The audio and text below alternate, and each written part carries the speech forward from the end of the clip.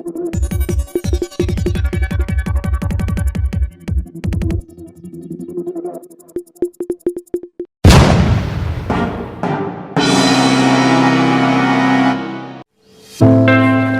बातमीचे प्रायोजक आहे vision academy.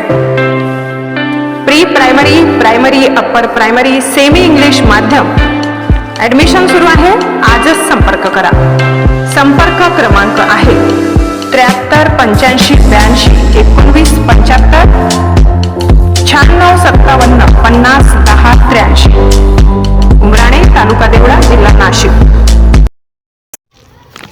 Nashik जिल्ह्यात पाऊस चालू होत नाही तोच विजेचा लपंडाव सुरू। नाशिक शहरात 2-2 ते 3-3 तास लाईट जाते। फोन केल्यावर पण MSCBनं प्रसारित केलेले कंप्लेंट नंबरवर फोन उचलत नाहीत आणि अधिकाऱ्यांना जर फोन लावले तर ते फोन सुद्धा कधीच उचलत नाहीत।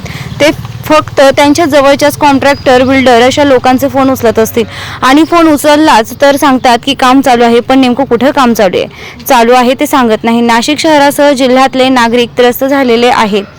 नाशिक शहरात अनेक ठिकाणी डीपी उघडी पडलेली आहे। या उघड्या डीप्यांमुळे अपघात होण्याची शक्यता नाकारू शकत नाही। नाशिक शहरातील अतिशय वर्दळीचे ठिकाण चेतना डायनिंग हॉलच्या खाली CBS भुयारी मार्ग समोर दोन्ही बाजूने उघडी असणारी ही डीपी बघा। उद्या या ठिकाणी एखादा चिकटला आणि मेला तर महावितरणचे लाखो रुपये पगार घेणारे अधिकारी जबाबदारी घेणार का?